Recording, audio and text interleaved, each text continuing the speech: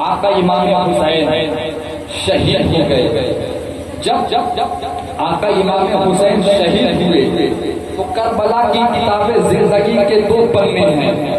کربلا کی کتاب زندگی کے پہلے پنے کا نام ہے امام حسین، اور کربلا کی کتاب زندگی کے دوسرے پنے کا نام ہے سیدہ زینب. آقا امام حسین نے کربلا میں رب کی مرضی کے مطابق اپنا سب کچھ لٹا کر اسلام کو بچا لیا، اور سیدہ زینب نے اسی قافلے کے بچے ہوئے حصے کو بچا کر پھر دمشق کے راستے سے مدینہ پہنچا کر اسلام کو پھیلا دیا. یہی ہے کربلا کی تاریخ.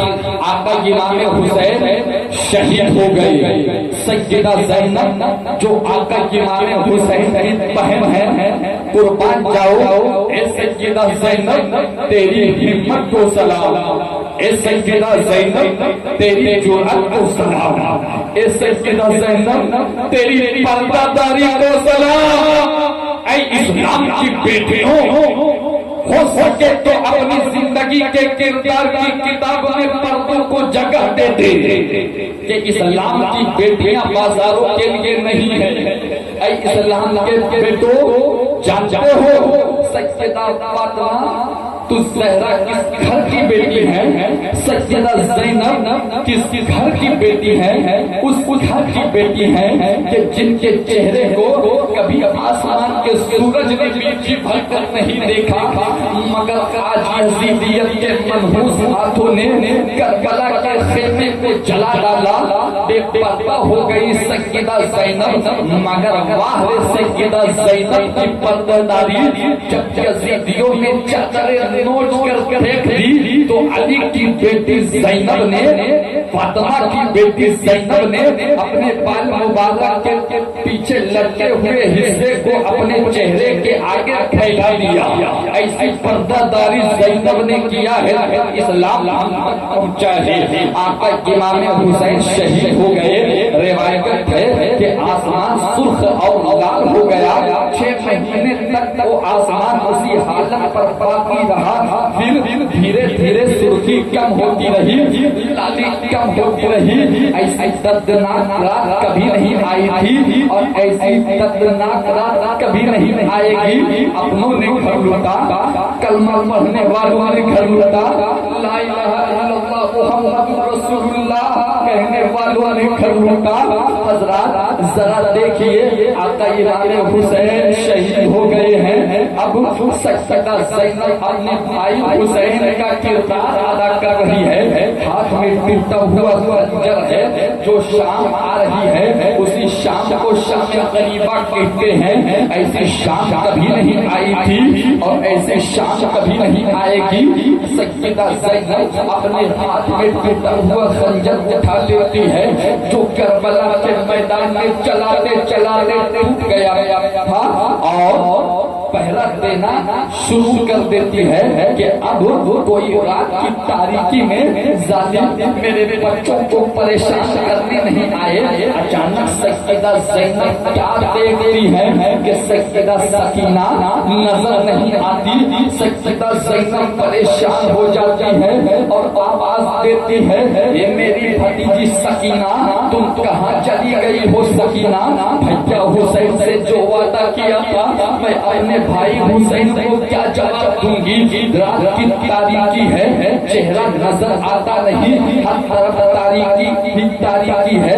جب سیدہ زینب نظر کاڑ کر دیکھتی ہے تو کیا دیکھتی ہے کہ ایک گھر ہے، اس پر کوئی چیز ہے جو اٹھی ہوئی ہے، کوئی سامان ہے جو اٹھا ہوا ہے.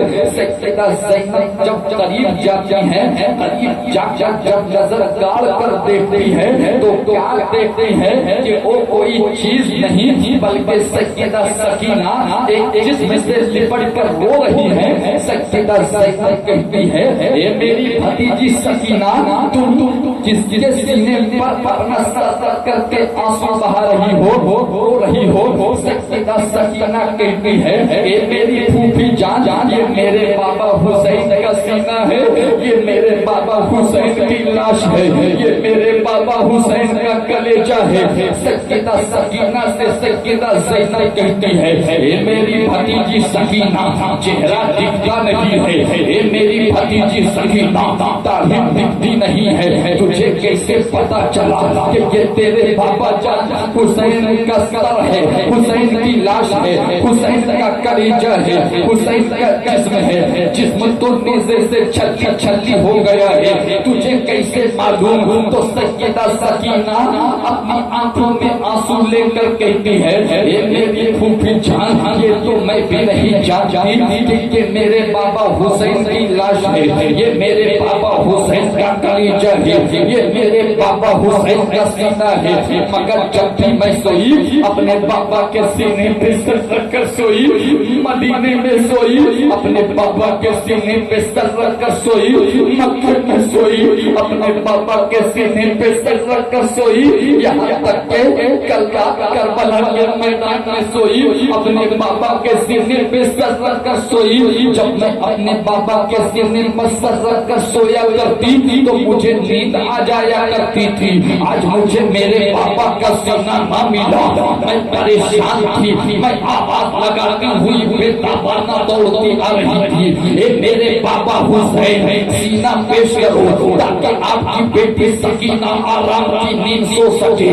अचानक इसी जिस्म से आवाज आई, ए मेरी बेटी सकीना घबरा मत, सर तो यजीद के पास है, मगर सीना आज भी तुझे सुहाना चाहता है, सीना तुझे अपने कलेजे से लगाकर तुझे आराम देना चाहता है। सुभान अल्लाह, सुभान अल्लाह। कैसी तारीफ थी, कभी आपने सोचा आज हम